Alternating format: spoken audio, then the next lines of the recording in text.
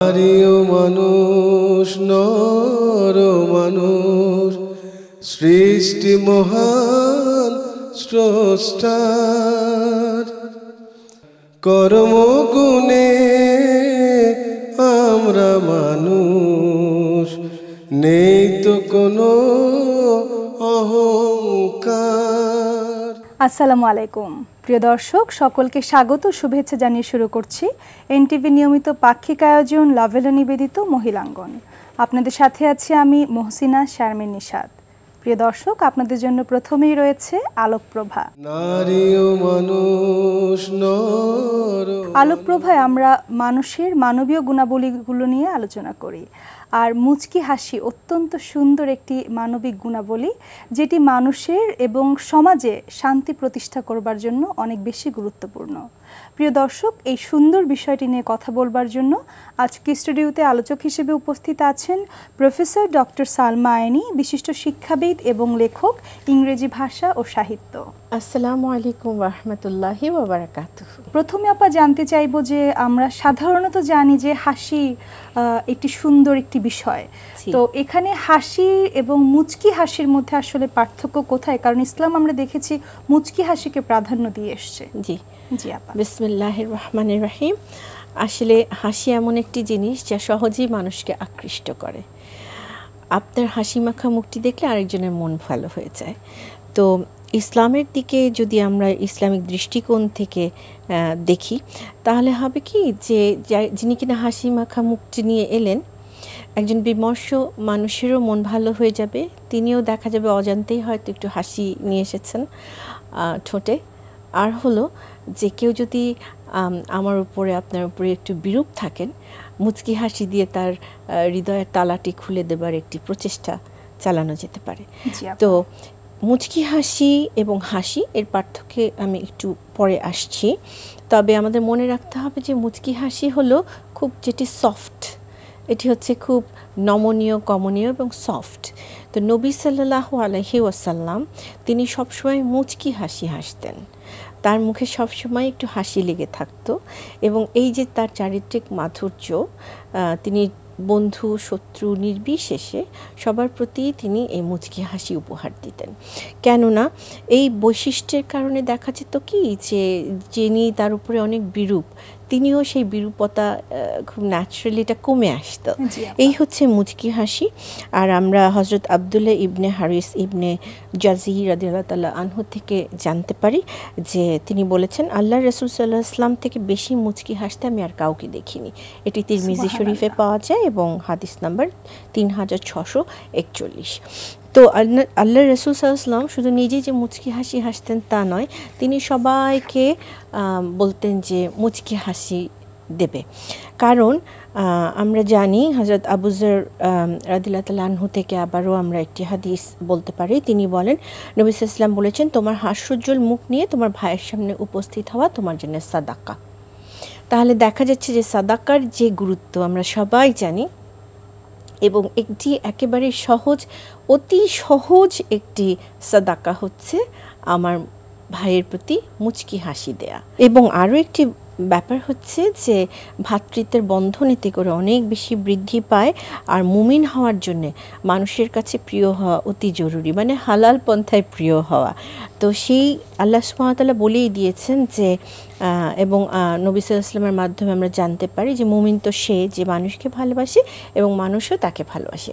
তার মানে এই যে মানুষকে যে ভালোবাসলো না অথবা মানুষ যাকে ভালোবাসলো না, এখানে কিন্তু কোনো কল্যাণ নেই সেরকম কোনো চরিত্রের মধ্যে। আর মানুষের জন্য সবচেয়ে উপকারী ব্যক্তি শ্রেষ্ঠ মানুষ। সেই ক্ষেত্রে মুচকি হাসি অত্যন্ত গুরুত্বপূর্ণ। আর শুরুতেই যখন আমি কাউকে সালাম দিচ্ছি, তখন আমি তার প্রতি আল্লাহ তাআলার তরফ মানে শান্তি বর্ষণ হোক এই দোয়াটি করে ফেলেছি। এবং যখন আপনি কাউকে সালাম দেবেন তখনও কিন্তু ওই হাসিটি মুখের মধ্যে রাখলে সালাম যে সত্যি সত্যি দিচ্ছি, আমি অর্থ মিন করে আমি দিচ্ছি, এটি প্রকাশ পাবে। আমরা অনেক সময় আছে যে সালাম দিচ্ছি কিন্তু আসলে এর মধ্যে একটি কাঠিন্য থেকেছে। তাহলে আমাদের কি করতে হবে? হৃদয়ের যে নূর, যে আলো আল্লাহ সুবহানাহু ওয়া তাআলা জ্বালিয়ে দিয়েছেন আমাদেরকে, সেই নূরকে আলোকিত করার জন্য সবসময় একটি স্বচ্ছতা বজায় রাখা দরকার, চারিত্রিক স্বচ্ছতা, চিন্তার স্বচ্ছতা। অহংকার দাম্ভিকতাকে আল্লাহ তাআলা একেবারেই মানে না করে দিয়েছেন, কেননা সর্ষে পরিমাণ যদি কেউ অহংকার থাকে সে কখনো জান্নাতে প্রবেশ করবে না, এই সতর্কবাণী আমাদেরকে দেয়া রয়েছে। একটি বিষয় আমাদের মনে রাখতে হবে, কেন মুচকি হাসি আর কেন হাসি এর একটি পার্থক্য। আসলে এই ক্ষেত্রে বলতে গেলে বলতে হয় যে হাসি কিন্তু 3 ধরনের। যেমন নবী সাল্লাল্লাহু আলাইহি ওয়াসাল্লামের আদর্শ হচ্ছে মুচকি হাসি, তিনি কখনো অট্টহাসি দিতেন না, কখনো অট্টহাসিকে আসলে ধরা হয় যে এটি অহংকারের প্রতীক এবং অভদ্রতা কোনো কোনো ক্ষেত্রে, খুব জোরে হাসা। এবং যেহেতু আপা অট্টহাসিতে মুখের আকৃতি পরিবর্তন হয়, একদম এর জন্য কিন্তু এটিকে নিষিদ্ধ বলা হয়। জি, এবং এটা মুমিনের মানে মুমিন কখনো অট্টহাসি দিতে পারেন না, এটি হচ্ছে ব্যাপার। তো 3 রকম হাসির কথা বলেছি, খুব সুন্দর কতগুলো জিনিস আমরা আজকে একটু জেনে নেব। একটি হচ্ছে তাবাসসুম। তাবাসসুম হচ্ছে মৃদু মুচকি হাসি, যেটি নবী সাল্লাল্লাহু আলাইহি ওয়াসাল্লামের বৈশিষ্ট্য। এই হাসিতে দাঁত দেখা যায় না এবং শব্দও হয় না, মৃদু মুচকি হাসি। আচ্ছা, তারপর হলো দিহাক। এই হাসিতে দাঁত দেখা যায় কিন্তু কোনো শব্দ হয় না, তো এইটি সম্পর্কে জায়েজ আছে, তবে মুচকি হাসি সর্বোত্তম। আর 3 নাম্বার হচ্ছে কহকহা। এই হাসিটি হচ্ছে অট্টহাসি, যেটি কিনা একেবারে ইসলামের দৃষ্টিকোণ থেকে হারাম। কেননা এই হাসিতে ওই যে বললাম যে অট্টহাসি কারা দেয়, যে আমি মানে দম্ভ যার মধ্যে রয়েছে, যার মধ্যে মনে হচ্ছে যে আমি অনেক বেশি শক্তিশালী, পরাক্রমশালী, এই ব্যাপারগুলো যখন কারোর মধ্যে চলে আসে, বা কাউকে শাস্তি দেব, কারোর ক্ষতি করব, তখন কিন্তু আসলেও অট্টহাসি যেটি সেটি চলে আসে।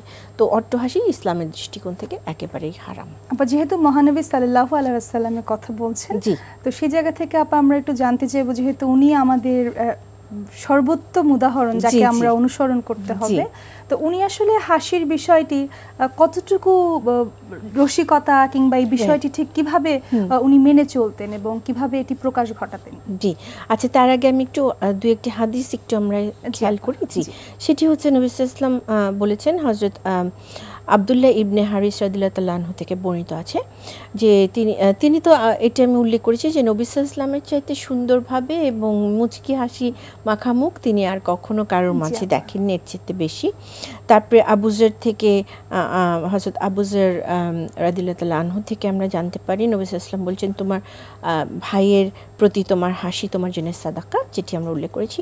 আরেকটি খুব ইম্পর্ট্যান্ট হচ্ছে যে প্রতিটি ভালো কাজ সাদাকা, আর গুরুত্বপূর্ণ একটি ভালো কাজ হলো অন্য ভাইয়ের সঙ্গে হাসি মুখে দেখা করা।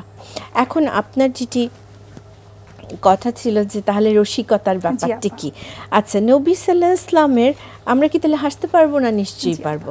তো নবী সাল্লাল্লাহু আলাইহি ওয়াসাল্লামের ব্যাপারটি এমন যে তিনি তো আসলে সর্বোত্তম মানুষ। উনি রসিকতা বলতে যেটি সেটি হচ্ছে যে সেন্স অফ হিউমার ওনার খুব তীব্র ছিল। তো এই ব্যাপারে একটি মজার ঘটনা বলি। হযরত আনাস ইবনে মালিক রাদিয়াল্লাহু তাআলা আনহু থেকে জানা যায় যে একবার এক ব্যক্তি নবী সাল্লাল্লাহু আলাইহি ওয়াসাল্লামের কাছে এসে একটি বাহনের জন্তু চাইলেন। তো এবং তারপরে হলো কি নবী সাল্লাল্লাহু আলাইহি ওয়াসাল্লাম বললেন যে হ্যাঁ, তোমাকে আমি একটি উটনির বাচ্চা উপহার দেব। তো ওনার খুব একটা টেনশন হয়ে গেল যে উটনির বাচ্চা দিয়ে আমি কি করব। তখন উনি বললেন যে সব উটই তো একটি উটনির বাচ্চা, তার মানে কি উটের বাবুই তো উট হচ্ছে, বড় উট। তো এই যে সেন্স অফ হিউমারের মধ্যে কিন্তু মিথ্যের লেশ মাত্র নেই, কাজে মজা করা যাবে, হাসি করা যাবে, কিন্তু সেটি হচ্ছে গিয়ে কোনোভাবে মিথ্যার আশ্রয় যাতে তার মধ্যে না থাকে।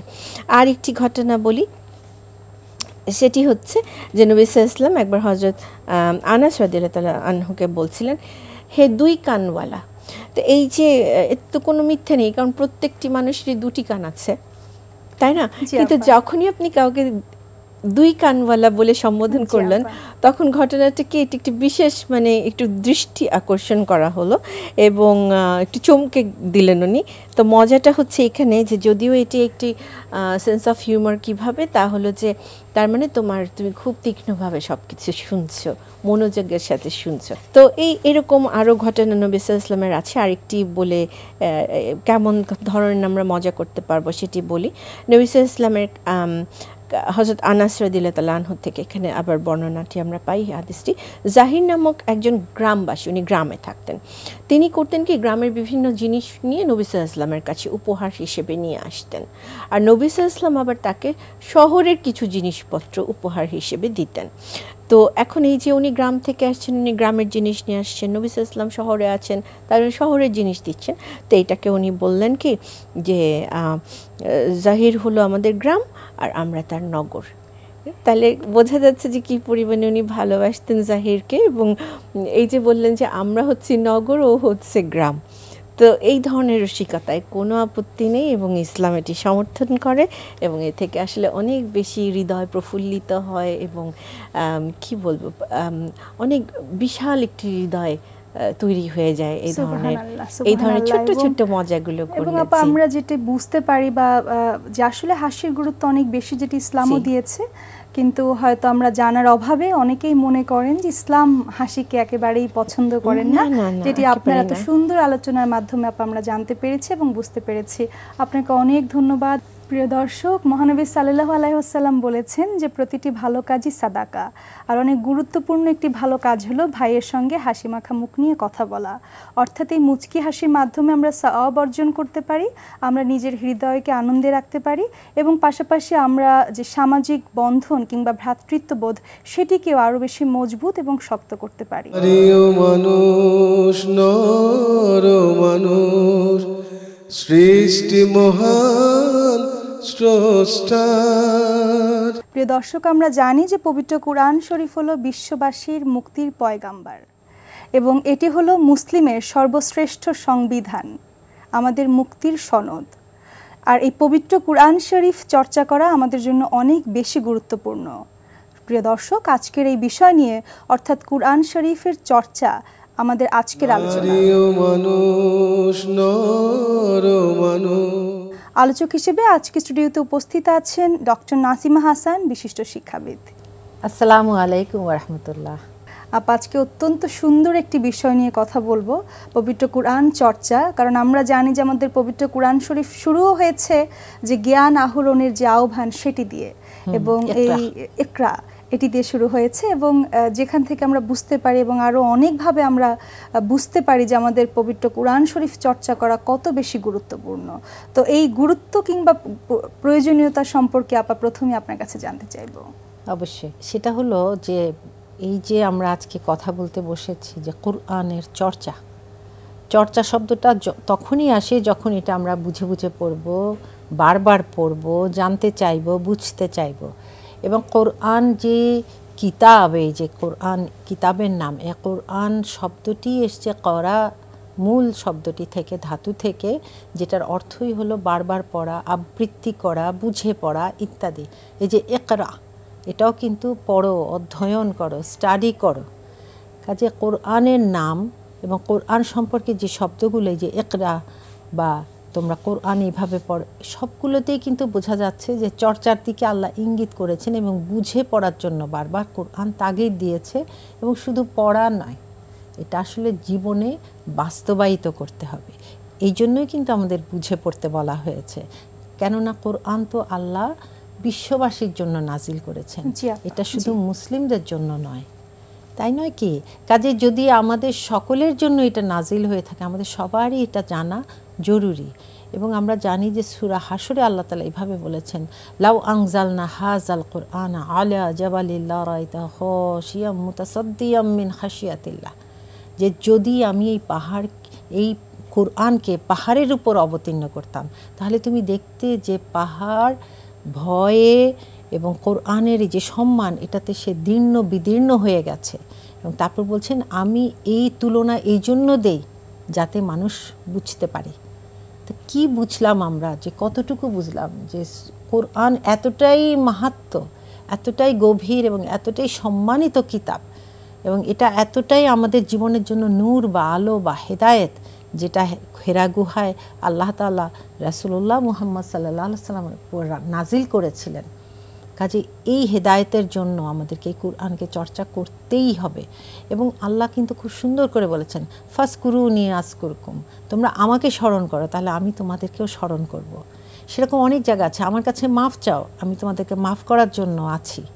তো এই যে জিনিসগুলো তো উদ্বুদ্ধ করা হচ্ছে, এই জন্যই কিন্তু আমরা কোরআন চর্চা করব। আমাদের বুঝতে হবে কোরআন একটি ভাষণ হচ্ছে এটা আল্লাহ সুবহানাহু ওয়া তাআলার পক্ষ থেকে, আর আমরা এটা পড়ছি শুনছি। এখনও কিন্তু সেই ভাষণ আমরা দেখে পড়তে পারছি, মুখস্থ করছি, নামাজে পড়ছি। সুবহানাল্লাহ, সুবহানাল্লাহ। কাজে এটার চর্চার যে গুরুত্ব এটা বলে শেষ করা যাবে না। আপা, মানবতার মুক্তির সনদই কিন্তু পবিত্র কুরআন শরীফ, এবং এটি তখনই আসলে মানবতা বিকশিত করতে পারে যখন কিনা, যেটি আপনি বললেন, যে আমরা এটি চর্চা করব, পড়ব এবং যেটি বাস্তবিক জীবনে প্রয়োগ করব। তো আপা, তারপরে সংক্ষেপে জানতে চাইবো, যেহেতু আপনি বললেন যে এটি আসলে এত বিস্তারিত, যে কেন বুঝে পড়া অনেক বেশি প্রয়োজন।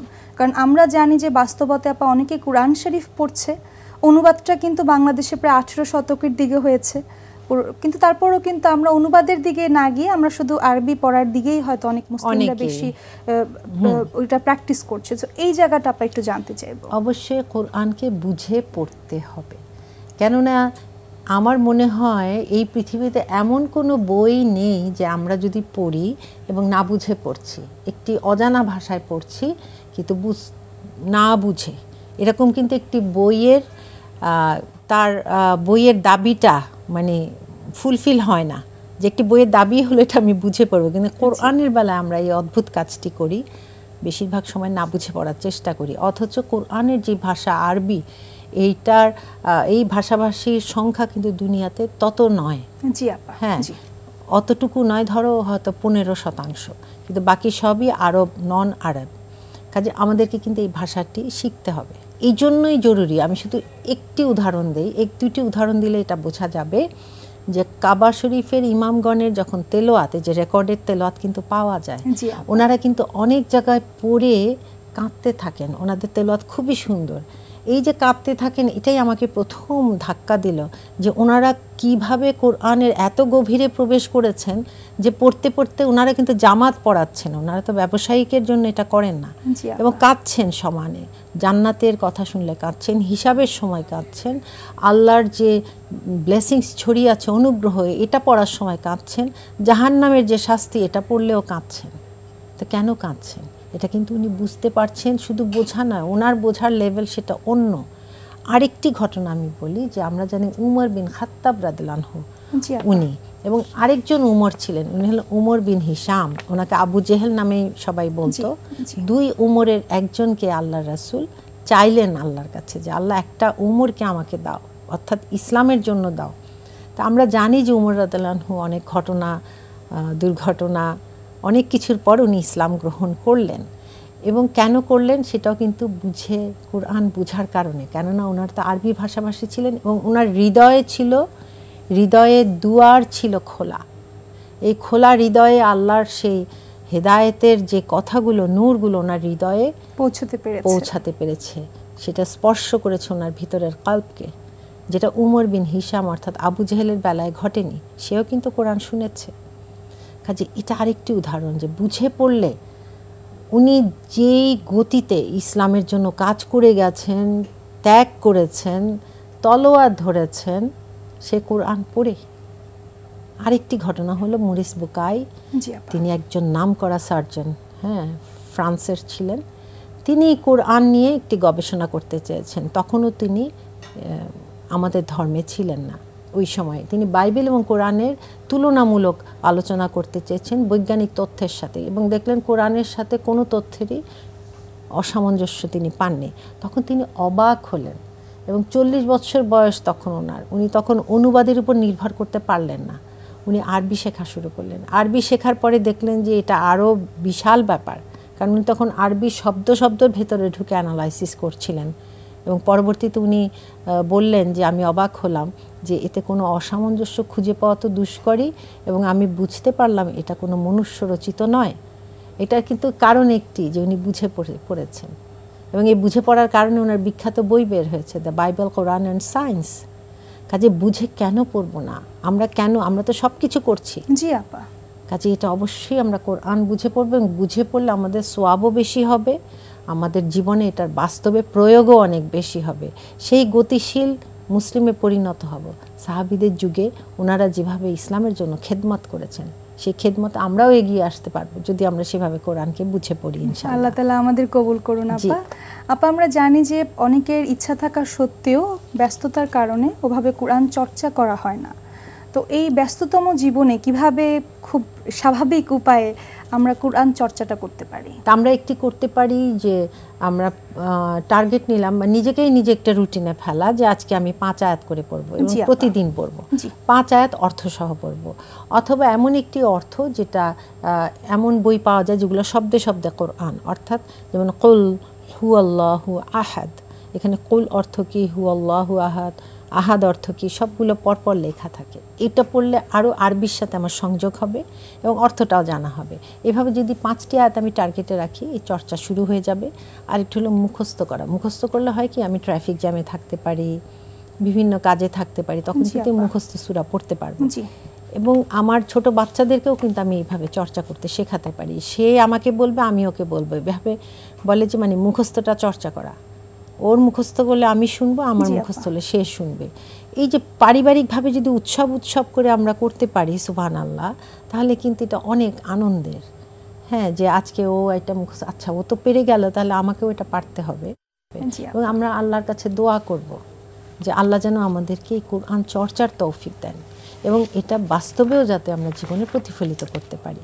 তাহলেই কিন্তু দেখা যাবে যে আমরা লেগে থাকতে পারবো। পারিবারিক হলে তো এর চেয়ে আনন্দের আর কিছু নেই। সুবহানাল্লাহ। হ্যাঁ, সুবহানাল্লাহ। আমি তো এটা চিন্তাই করা যায় না যে পারিবারিকভাবে যদি আমরা করতে পারি, আমাদের নতুন প্রজন্ম এর প্রতি আকৃষ্ট হবে। এবং আজকে যে স্মার্টফোনে তাদের সময় চলে যাচ্ছে, আমার মনে হয় এটা থেকে ওরা বের হয়ে আসতে পারবে। বাবা মা সবাই যদি সেই রকম ডেডিকেশন নিয়ে আসেন, তাহলে তো ইনশাআল্লাহ এটা চর্চা করা যায়। ইনশাআল্লাহ আপা, আপনাকে অনেক অনেক ধন্যবাদ এত সুন্দর আলোচনা করবার জন্য, এবং মহান আল্লাহ তাআলা আমাদের কোরআন চর্চা করবার তৌফিক দান করুন। ইনশাআল্লাহ, আমিন। প্রিয় দর্শক, আমরা এতক্ষণ জানলাম যে পবিত্র কুরআনুল কারীম আমাদের জীবনের জন্য কত বেশি প্রয়োজন, আমাদের মানবতা বিকশিত করবার জন্য কত বেশি প্রয়োজন, আমাদের মনুষ্যত্ব বিকশিত করবার জন্য কত বেশি প্রয়োজন। সুতরাং আমরা যদি সঠিক উপায়ে চলতে চাই, সঠিক পথে চলতে চাই, সঠিক দিক নির্দেশনা পেতে চাই, তবে অবশ্যই আমাদের পবিত্র কুরআন শরীফ বুঝে শুনে পড়তে হবে। প্রিয় দর্শক, আপনারা দেখছেন মহিলাঙ্গন, আর পৃথিবীর যে কোনো প্রান্ত থেকে আবারও এই অনুষ্ঠানটি দেখতে চাইলে আপনাদের ভিজিট করতে হবে এনটিভির ওয়েবসাইটে www.ntvbd.com। এছাড়াও আপনারা ভিজিট করতে পারেন এনটিভির ইউটিউব চ্যানেল এবং ভেরিফাইড ফেসবুক পেজটিও। প্রিয় দর্শক, আপনারা আপনাদের মতামত, পরামর্শ এবং অভিমত জানাতে আমাদেরকে চিঠি লিখতে পারেন এই ঠিকানায়: পরিচালক মহিলাঙ্গন, এনটিভি, বিএসইসি ভবন, 102 কাজী নজরুল ইসলাম অ্যাভিনিউ, কারওয়ান বাজার, ঢাকা 1215। প্রিয় দর্শক, আজকের মতো বিদায় নিচ্ছি। সকলে ভালো থাকুন, সুস্থ থাকুন এবং বেশি বেশি কুরআন চর্চা করুন। আসসালামু আলাইকুম। মহান স্রষ্টার কর্মগুণে আমরা মানুষ, নেই তো কোনো